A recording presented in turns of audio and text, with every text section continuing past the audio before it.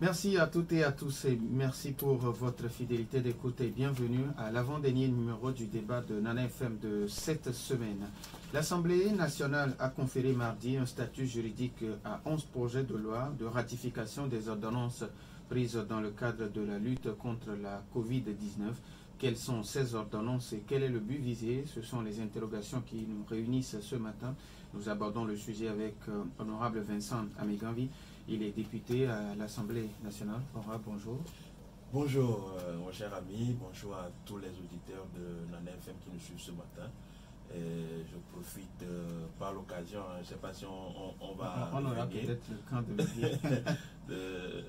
Bon, ok, comme on aura l'occasion de revenir dessus. Alors, les auditeurs, vous avez donc la possibilité d'intervenir dans ce débat sur nos deux numéros à partir de 7h35 minutes, 91 09 71 71 ou le 96 61 58 58 avec Stan Teko à la mise en onde. Je suis Norbert Douradi. Une fois encore, merci pour votre fidélité d'écoute à Nana FM. Alors, honorable, avant d'entrer dans le vif du sujet, nous sommes presque à la fin de l'année, sûrement que vous avez un message en votre nom, au nom de votre parti, à l'endroit de la population togolaise. Oui, évidemment. En cette fin d'année, nous souhaitons, comme à l'accoutumée, une très bonne et heureuse année 2023 à tous ceux qui nous écoutent. Une santé de fer et puis que les bonnes choses nous arrivent à l'endroit de tous les militants du nouvel engagement togolais le net. Plus d'engagement, une bonne santé, plus d'engagement et que le meilleur est à venir pour nous. Alors aujourd'hui, quand on parle de, vous avez souhaité des vœux, on parle également de vœux de santé et mardi à l'Assemblée, vous avez décidé de conférer un statut juridique à 11 ordonnances. Ouais. D'abord, quelles sont ces ordonnances et pourquoi cette décision? Alors, ces ordonnances spécialement, ce sont des ordonnances qu'on a eu à prendre, que le gouvernement a eu à prendre lors de l'état d'urgence sanitaire. Donc, en matière d'état d'urgence sanitaire, l'Assemblée nationale confère une partie de ses prérogatives au gouvernement pour prendre des ordonnances en son nom et pour spécifier ou bien pour faire connaître des matières qui relèvent normalement du domaine de la loi.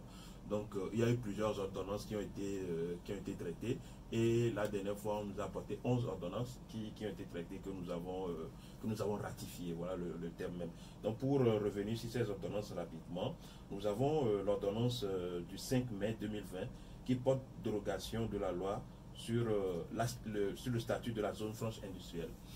Cette ordonnance, c'est en quelque sorte une façon d'aider les entreprises qui sont dans la zone franche industrielle à produire pour le territoire national. Souvent, les accords ou bien les conventions qui sont signés avec la zone franche, il y a beaucoup de ces produits, bien de ces matières-là qui sont exportés. Donc, avec cette ordonnance, il y a une bonne partie de ce qu'ils produisent là qui sont reversés sur le marché national, par exemple les masques et tout ça là. On a pris une ordonnance pour que ce soit fait. Alors, en point 2, nous avons l'ordonnance pour la création des fonds de concours de riposte et de solidarité contre la Covid-19. Nous avons tous suivi, quand la Covid est arrivée en même temps, on a lancé un fonds de riposte et c'est par ordonnance que cela a été lancé.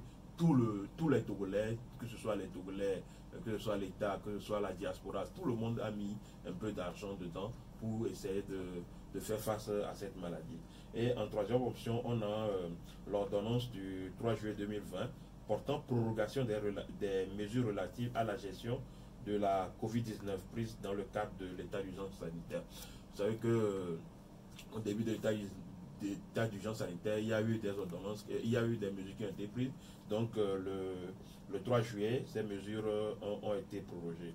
Il y a l'ordonnance relative aux mesures générales nécessaires, pour faire face à la pandémie. Il y a l'ordonnance portant loi de finances rectificative pour la gestion 2020, parce qu'avec le fonds de riposte là, il y a eu du surplus dans les budgets, dans les estimations de l'État. Donc on a eu à faire une loi de finances rectificative. Alors il y a l'ordonnance portant prorogation des mesures relatives à la gestion de coronavirus. Il y a l'ordonnance déterminant les conditions de mise en œuvre de l'état d'urgence même. Il y a l'ordonnance relative à la présentation d'une preuve de vaccination contre la COVID-19 pour accéder au bâtiment administratif. Il y a aussi l'ordonnance fixant le régime de pension civile et militaire de la caisse de retraite. Et pour finir, il y a eu l'ordonnance fixant une allocation de départ à la retraite au profit des fonctionnaires civils et militaires. Alors, ce sont les 11 ordonnances que nous avons ratifiées le mardi dernier. Alors, quel est le but visé et puis quel profit pour le citoyen lambda? Alors, le but visé, premièrement, c'est de se conformer à la loi. Parce que la loi dit que c'est vrai que l'Assemblée nationale confère une partie de ses prérogatives à l'État en matière d'état d'urgence. C'est ce qu'on a fait, ce qu'on appelle une loi d'habilitation. Et conformément aux dispositions des tests, l'État a l'obligation de venir présenter ces ordonnances-là à l'Assemblée nationale pour essayer que ça devienne une loi. Voilà, que ça devienne une loi. L'État a l'ordonnance de faire ratifier ces ordonnances-là par l'Assemblée nationale. C'est ce qui a été fait. D'abord, c'est pour respecter les dispositions légales qui régissent notre pays. Alors, on peut dire que oui, ça a été fait et c'est maintenant ratifié. Si on avait des choses à redire dessus, qu'est-ce qu'on pouvait faire? Alors, c'est pour ça que les institutions ont collaboré pendant ces prises d'ordonnance-là. Nous avons beaucoup vu la Cour constitutionnelle qui a beaucoup travaillé pendant cette période-là. Et à chaque fois, il y a eu des ordonnances même qui ont été renvoyées par faute de non-conformité avec la Constitution, parce que la Cour vérifie toujours en urgence la conformité de ces lois avec la Constitution. Donc voilà, il y a la Cour constitutionnelle qui a été saisie pendant ces périodes-là. Chaque fois qu'on prend une ordonnance, on fait valider on demande l'avis de la Cour constitutionnelle pour voir si c'est conforme à la Constitution. Et après, tout ça là nous revient à l'Assemblée pour ratifier afin que ça devienne une loi. Donc le but visé premièrement, c'est d'en faire une loi en bonne et due forme. Alors pourquoi n'avoir pas rendu obligatoire la vaccination en cas de pandémie? Parce que la vaccination n'est pas obligatoire, mais au même moment, on demande aux gens, quand vous allez dans un bâtiment public, vous présentez un passe vaccinal. Oui, vous savez, le débat là a eu lieu en ce moment-là, même à l'Assemblée nationale, on a eu ce débat-là. Les explications qu'on nous avait données en ce moment, c'est que quelque chose qu'on n'a pas la certitude que ça guérit à 100%, vous n'allez pas obliger quelqu'un à le faire si la personne ne veut pas. Donc, c'est vrai que les gouvernants disent en ce moment que c'est fortement recommandé, mais ce n'était pas obligatoire. Bon, après, pour inciter les gens à le faire, on a pris des mesures pour inciter les gens à le faire. Par exemple, le port de masque obligatoire dans les lieux publics, la présentation des passes vaccinales pour accéder aux lieux publics. Donc ça, ce sont des mesures incitatives. Au même moment, il y a eu des dérogations. Il y a eu des gens qui ont eu des dérogations pour ne pas faire la vaccination. Par exemple, les femmes enceintes, les femmes allaitantes, les bébés, tout ça. Il y a les personnes qui ont des maladies qui risquent de s'aggraver en cas de prise de ces vaccins-là. Il y a eu des dérogations pour ne pas faire ces vaccinations-là. Donc, le débat sur l'obligation de la vaccination a été très houleux à l'Assemblée nationale. Mais bon, en fin de compte, on a dit que c'est une liberté. Chacun est libre de disposer de son corps comme il veut. Alors, aujourd'hui, est-ce que nous sommes toujours en état d'urgence état d'urgence sanitaire, bien sûr? Oui, d'accord. Il faut faire la part des choses. Il y a l'état d'urgence sanitaire et l'état d'urgence sécuritaire. Là, nous sommes en train de parler de l'état d'urgence sanitaire. Et aujourd'hui, nous ne sommes plus en état d'urgence sanitaire. Mais rien n'a été signalé. Oui, c'est vrai que rien n'a été signalé officiellement. Mais dès qu'on n'a pas demandé la prorogation de l'état d'urgence sanitaire, l'état d'urgence sanitaire a été... la question a été débattue la dernière fois aussi en plénière. Hein. Donc, on n'est plus en état d'urgence sanitaire. Il n'y a pas eu de... Aujourd'hui, l'État ne peut plus prendre des ordonnances pour diriger le pays. On doit passer obligatoirement par l'Assemblée nationale parce que nous ne sommes plus en état d'urgence sanitaire. Par contre, les mesures qui ont été prises lors de l'état d'urgence sanitaire ne sont pas enlevées totalement. On a parlé de l'allègement. Donc, ce qui veut dire que Aujourd'hui, c'est vrai qu'on ne porte plus de masques comme dans le temps la dernière fois. Mais il y a des institutions bancaires, quand tu vas, tu es obligé de porter les... Oui, c'est ce que je voulais dire. Donc, il y a la dernière fois, quand j'étais ici, on était tous masqués. Mais aujourd'hui, c'est allégé. C'est pour ça que je dis qu'il y a l'allègement. Par contre, il y a des endroits où vous êtes toujours obligé de porter les masques pour y accéder. Parce que c'est la prévention même de l'institution. C'est pour ça que l'État ne dit pas que les mesures sont annulées, mais qu'il y a allègement de ces mesures-là. Donc, on va encore porter les masques pendant longtemps avant qu'on ne dise officiellement que c'est fini? Je ne pense pas qu'on va dire officiellement que c'est fini parce que la maladie n'est pas partie totalement. Hein. C'est vrai qu'on a moins d'une dizaine de cas aujourd'hui, mais la maladie n'est pas partie. En Europe ou ailleurs, on entend encore que ça commence à revenir par cette période de froid. Donc, on ne va pas dire totalement que c'est parti et donc d'abandonner tout. La précaution est de mise, la précaution est toujours de rigueur. On doit toujours essayer, un temps soit peu, de se protéger soi-même, de protéger nos familles. Et quand on se sent dans l'obligation, bien quand on se retrouve dans une situation où on suspecte quelque chose, on doit toujours essayer de se protéger. Donc on ne peut pas dire que c'est fini, c'est pas fini, la maladie n'est pas totalement éradiquée, comme on peut le dire au Togo, non, ou dans le monde, non. La maladie existe toujours. La preuve, on a encore quelques cas qui sont qu'on traite actuellement au pays. 91 09 71 71 ou le 96 61 58 58, nos auditeurs ont la possibilité d'intervenir maintenant dans ce débat sur nos deux numéros, bien sûr, parce qu'après, on va parler de la session budgétaire qui commence ce matin, mais après la pause. 11 09 71 71 ou le 96 61 58 58, nous avons un premier auditeur en ligne. Nana FM, allô?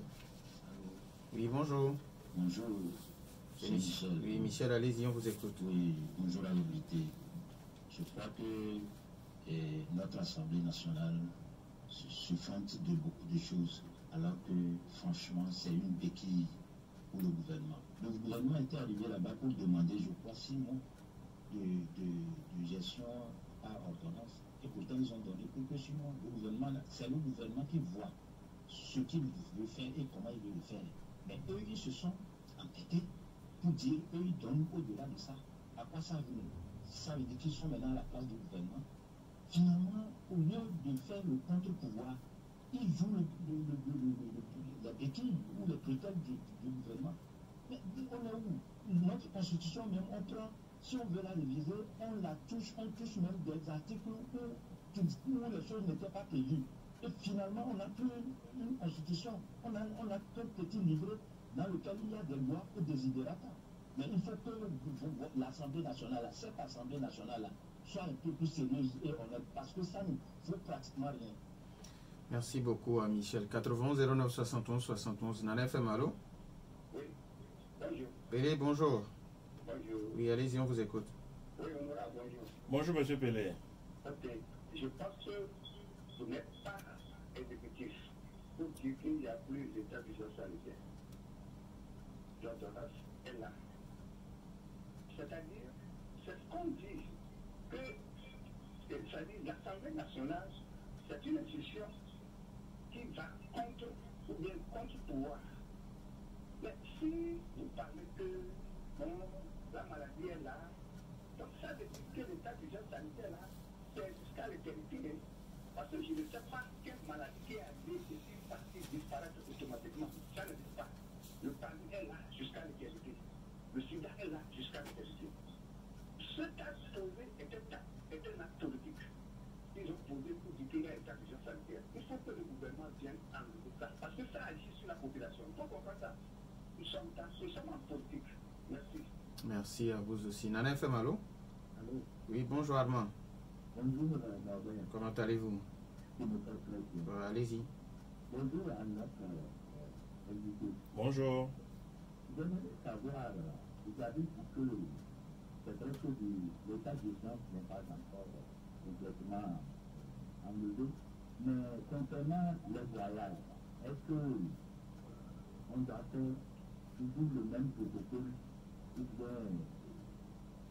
que celui-là aussi est arrêté. D'accord. C'est tout? Nana FM, allô? Alors, bonjour, mon directeur. Papa Sibiti, comment allez-vous? Bonjour, honorable député. Bonjour, Papa Timiti. Je vous remercie. Moi, je dis que vous avez été élu parce que nous avons mis des choses dans les urnes avant que vous ne soyez député là-bas.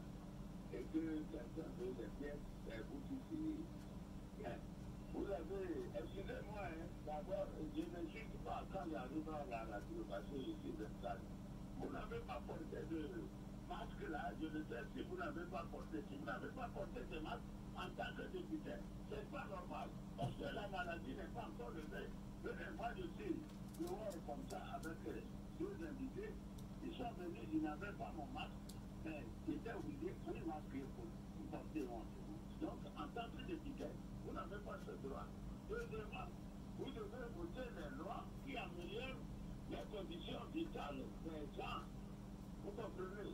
Excusez-moi, le président en a fait pour les fonctionnaires, les retraités, qu'il fasse pour les étudiants le travail, sortir, trouver le travail. Ceux qui ne sont pas fonctionnaires, c'est ce que nous pouvons vous dire. Faites ça, le venir en fait. Pourquoi nos députés, vous votez les lois? Nous ne vivons pas. La population ne vit pas des lois. Merci beaucoup. Merci à vous aussi, Papa Sibiti. Nana FM, allô? Bonjour. Oui, bonjour. Monsieur? Merci à l'invité. Allô? Oui, Votre nom, s'il vous plaît. Ali. Ali. Ali. Ok, monsieur Ali, allez-y, on vous écoute. Quand nous disons que le pays ne va pas bien, c'est comme si nous, on est contre tout que ce soit. C'est la réalité. Notre ami qui est avec vous, est-ce que lui n'a une fois manqué son salaire? Parce qu'on lui a dit que c'est fini, ça allait attendre ce mois. Mais c'est ça que les gens vivent. Et eux, ils sont là, au lieu de jouer le rôle de représentant, plutôt ils jouent le rôle de l'accompagnant du gouvernement. Et quand on parle, c'est comme si on les envie. Non, on ne les envie pas. Mais ils n'ont qu'à faire de façon que il y ait la redistribution équitable du bien public. Imaginez que les amis de OTR se glorifient qu'ils ont dépassé le pourcentage prévu pour l'année, alors qu'il n'y a pas de premier soin au CSU. Il n'y a pas de premier soin. À tout niveau, on dit que le Togo est Merci beaucoup à monsieur. Allô, merci beaucoup à monsieur Ali. Je pense que l'honorable a compris. Il va répondre. Nana FM, allô? Allô? Oui, bonjour. Bonjour, monsieur Nambé. Monsieur Kokou, comment allez-vous? Très bien. Allez-y. Je salue notre invité. Bonjour, honorable. Bonjour. Monsieur Nambé. Oui. Je vais poser une question qui n'a pas fait sujet dans le débat du jour. C'est pour mieux comprendre certaines choses. Vous allez poser la question à moi ou bien à l'honorable? À l'honorable. Oui, allez-y. Ce sont ceux qui ont voté les gens. Il fait partie de cette assemblée qui se réjouit chaque fois qu'ils ont pu faire la réforme pour les Togolais à l'unité le mandat. Dans un passé récent, mon pays, le Togo, est un autre pays avait refusé de signer le protocole de la CEDEAO. Et en ce temps, on n'avait pas de limitation de mandat. Les gens m'ont expliqué que c'est parce que le Togo n'a pas une constitution qui est conforme à ce protocole. C'est pourquoi le Togo n'a pas ratifié. Mais cette fois-ci, on a eu une constitution qui limite le mandat, qui se réjouit chaque fois qu'ils ont pu faire la réforme. Mais la dernière fois, mon pays a encore refusé de ratifier ce protocole. Et rejoint par plusieurs autres pays, doit être au moins un nombre de 4 ou 5 comme ça, ils ont refusé.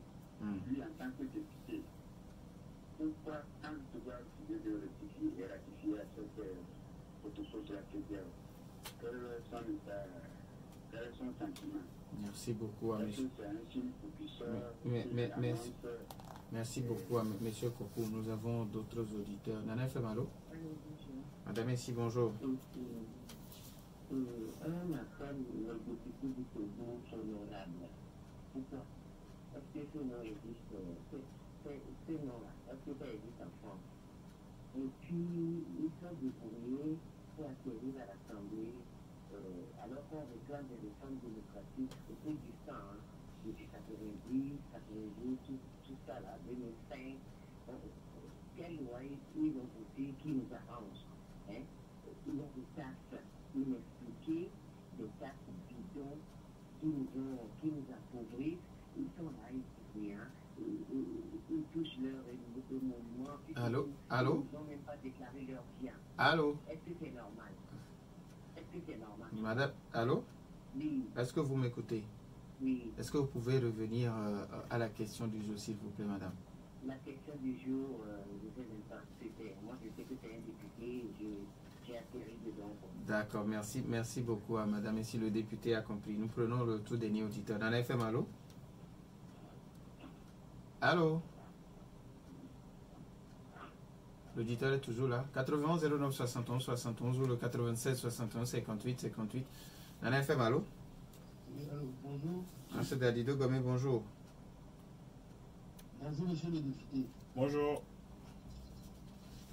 Je ne voudrais pas lui poser des questions, mais je voudrais lui faire une recommandation pour l'année 2023. Oui. Je veux aller dans le même sens que M. Ali tout à l'heure. Parce que c'est la question que je voulais vous poser, M. Ali m'a décidé. Il faudrait qu'il prenne une loi pour que, quand les gens arrivent dans les hôpitaux, les premiers soins soient faits sans qu'on demande qui que ce soit, qui il est, s'il a de l'argent ou pas. Il faudrait que ce soit voté. Parce que j'ai appris que dans un pays où certaines personnes, j'ai oublié le nom du pays, ont été retenues parce qu'ils n'ont pas pu payer les soins médicaux, le Parlement a décidé que l'État prenne en charge cela pour fêter la fin de l'année. Donc pour 2023, il faudrait que les députés fassent tout pour que les premiers soins soient pris en charge et que les gens paient après. Merci, bonne journée. Merci et bonne journée à vous aussi. Nana FM, allô? Bonjour, ma mère. Monsieur Garo, bonjour. Bonjour, Honorable, bonjour. Bonjour, monsieur Gado. Donc, Honorable, vous avez juste de bien limiter le mandat. Ça, c'est une très bonne chose. Moi, mon inquiétude, est-ce que vous allez revenir là-dessus après ouvrir le boulevard? Laissez mon chemin. Merci et bonne journée à vous aussi, monsieur Garo. On prend le tout dernier. Nana FM, allô? Allô? Oui, bonjour. Bonjour. Oui, comment allez-vous? Bien. Votre monsieur? Paul. Monsieur Paul. Oui, monsieur Paul, allez-y, on vous écoute. Tout à l'heure, il a souhaité de bonnes choses à la population. D'où viendront la bonne chose? Ensuite, vous avez parlé tout à l'heure, parlant de par la retraite. Qu'en est-il aussi? Merci beaucoup à monsieur Paul de Diabré. Je pense que on ne va plus prendre d'auditeurs parce qu'il y a tellement de questions. Alors, honorable, vous avez suivi les uns et les autres. Je vais revenir sur les questions. Et puis, monsieur Michel, d'abord, qui demande pourquoi le gouvernement a demandé 6 mois, mais vous avez jugé bon de lui accorder 1 an. Et il pense que vous ne jouez pas votre rôle de contre-pouvoir. Je pense que c'est plutôt le contraire. Hein. C'est plutôt le contraire. Si on ne joue pas le rôle de contre-pouvoir, le gouvernement demande 6 mois, on va lui donner 6 mois sans même réfléchir. Là, justement, nous avons eu ce débat-là. C'est justement parce que, selon les réalités qu'on avait, nous, à notre niveau au Parlement en ce moment, on disait que même si le gouvernement avait demandé 6 mois, après les 6 mois, ils vont encore revenir demander encore nos 6 mois parce que ce qu'ils ont prévu faire, ils ne pourront pas le faire. Justement, voilà une preuve de ce que nous faisons à l'Assemblée nationale pour dire que non, nous ne prenons pas tout comme tout ne passe pas comme une lettre à la poste. Nous aussi, à l'Assemblée nationale, on réfléchit sur les choses et puis on donne notre avis. C'est pour ça que cette fameuse question de 6 mois, 1 an, ça s'est posé. Le gouvernement avait demandé 6 mois pour faire les vaccinations. On leur a posé la question. Oui, est-ce que dans les 6 mois, vous pouvez finir les vaccinations? Ils ont dit non. selon les prévisions, ne pourront pas finir. Alors nous avons décidé, ok, prenez une année, tout en essayant par rapport à l'évolution de la maladie, de prendre les mesures qui s'adaptent aux réalités du moment. C'est pour ça que vous allez voir que même avant la fin des 1 an que nous avons donné, les mesures d'allègement commençaient pas à venir bien avant la fin des 1 an que nous avons donné. Donc voilà une des preuves pour dire que oui, nous ne faisons pas comme ils le pensent, que ça ne passe pas comme il est fait à la poste. Il y a Pelé qui dit que vous n'êtes pas, l'Assemblée nationale n'a pas le pouvoir exécutif. Alors, et il demande de mettre fin à l'état d'urgence qui, selon lui, ne doit pas être éternel. Et sa question rejoint celle de M. Ali qui dit que pour cause d'état d'urgence, des gens sont obligés de payer des demi-salaires à leurs employés. Oui. Est-ce que là, vous avez réfléchi à toutes ces questions? Oui, j'ai dit tout à l'heure que nous ne sommes plus en état d'urgence parce que on n'a pas de prolongation. Rien n'a été dit officiellement. Oui, aujourd'hui, on ne peut plus nous obliger à faire ce que nous faisons en période d'état d'urgence. C'est vrai que rien n'a été dit officiellement. Nous avons demandé au gouvernement la dernière fois de communiquer là-dessus parce qu'aujourd'hui, on ne sait pas si on est en état d'urgence ou on n'est pas en état d'urgence. Mais les réponses que nous avons eues, c'est ce que je dis, hein, moi je ne me mets pas à la place de l'exécutif, ce sont des questions que nous avons débattues, que ce soit en commission ou que ce soit en plénière. Le gouvernement nous a répondu, oui, l'état d'urgence est terminé, on n'a pas demandé la prorogation de l'état d'urgence. Donc, nous ne sommes pas en état d'urgence, nous ne sommes plus en état d'urgence. Maintenant, les mesures qui ont été prises en état d'urgence, quelqu'un a parlé tout à l'heure de demi-salaire, n'étant plus en état d'urgence, ces mesures ne devraient plus être appliquées. Donc, il faut qu'on communique suffisamment, que l'État communique suffisamment sur la chose pour dire que oui, nous ne sommes plus en état d'urgence. Il faut juste que les choses redeviennent comme avant. Maintenant, une chose est de le dire, l'autre chose est de le faire parce que la crise économique que nous subissons aujourd'hui fait que beaucoup de choses ne se font plus voir. Il y a la guerre en Ukraine, il y a le prix du pétrole qui augmente, la vie chère, tout ça à la fin qu'il y a des dispositions qui sont prises mais qui ne sont pas vraiment appliquées. C'est pour ça que l'État doit suffisamment communiquer pour fixer les populations une fois pour de bon. Sinon, c'est très dommage qu'en cette période, on parle de vie chère, de crise économique, que l'employeur se permet encore de piétiner. C'est dommage. Ça ne devrait plus être c'est de la mauvaise façon. C'est justement de la mauvaise façon. Il y a Armand qui demande, est-ce que pour les voyages, c'est les mêmes protocoles? Les protocoles sont les mêmes? Les protocoles sont beaucoup allégés maintenant.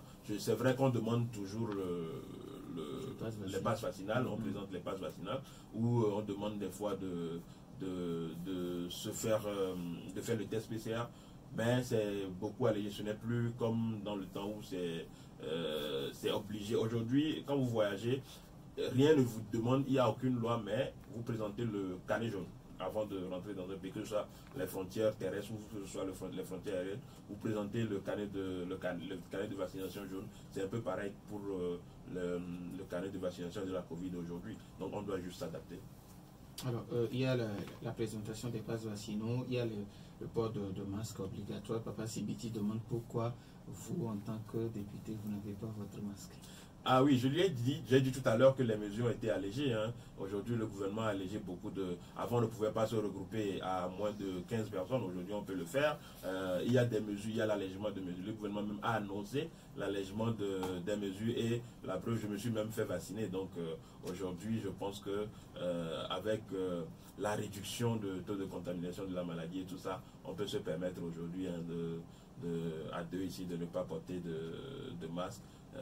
Et puis je respecte à Papa Sibiti que nous avons respecté la distanciation sociale. Il y a plus d'un mètre entre nous ici. Donc, alors, et puis il demande de voter des lois pour alléger les conditions vitales des Togolais. Je pense que c'est ce que nous essayons de faire tous les jours à l'Assemblée nationale, justement.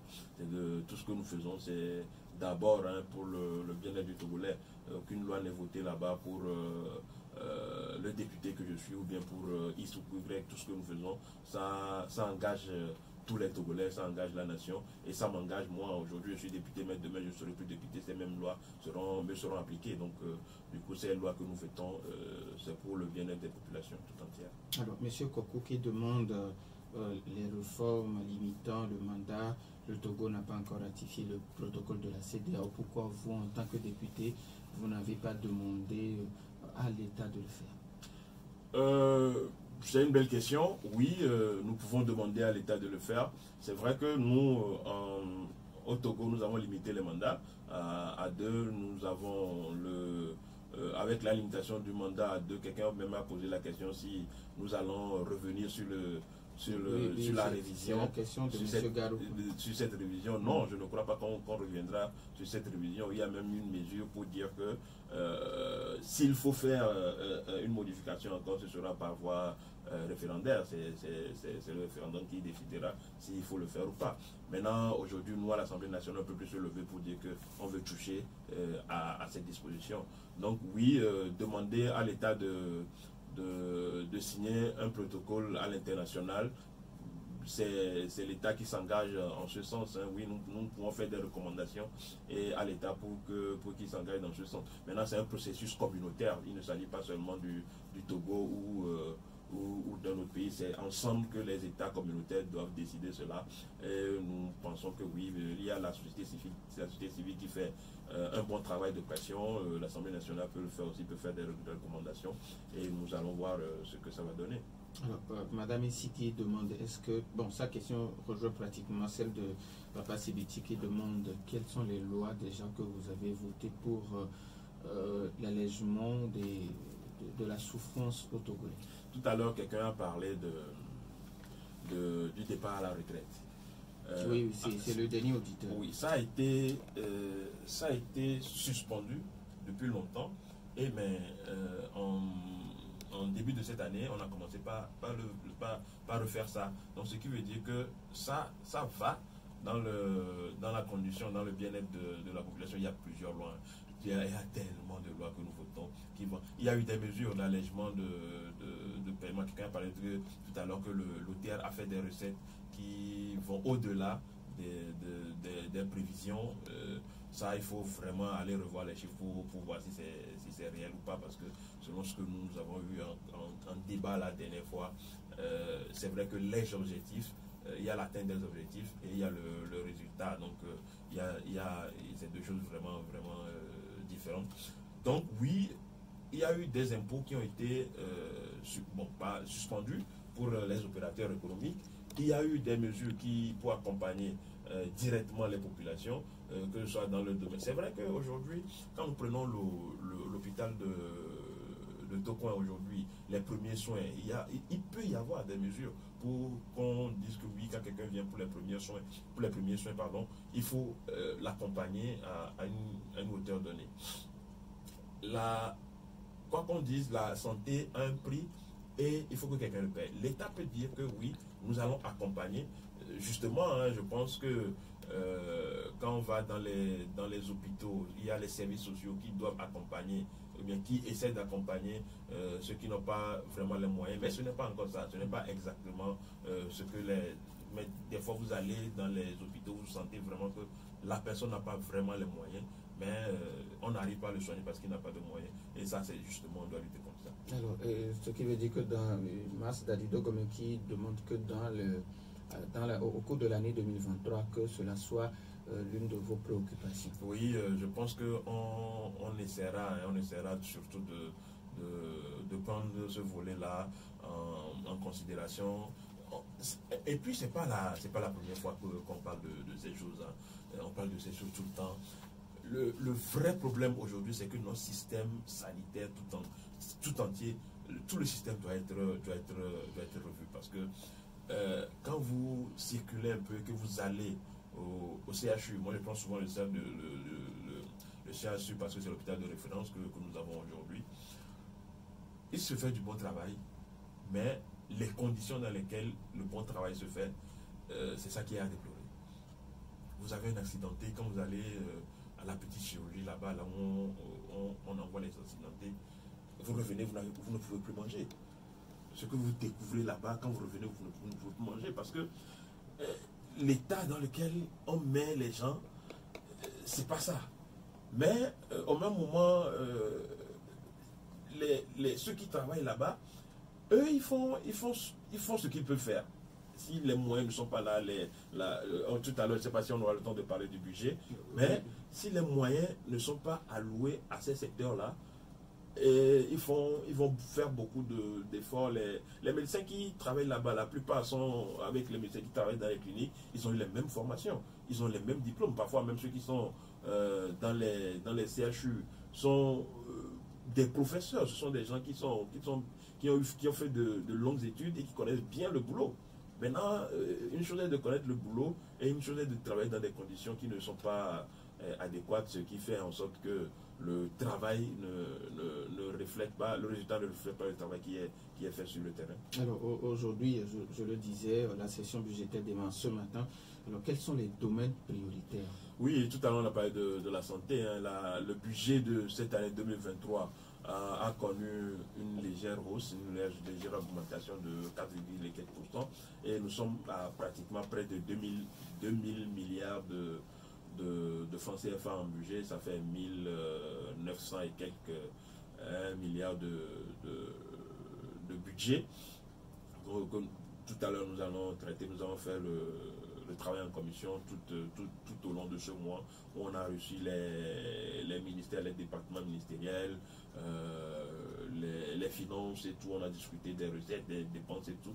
Les secteurs prioritaires, nous allons voir que 50% du budget est consacré au social. C'est vrai que d'habitude on dit qu'un montant est consacré au social, mais qu'est-ce qu'on met vraiment dans le social? C'est tout cela, de tout cela nous allons débattre tout à l'heure quand nous allons lancer le budget.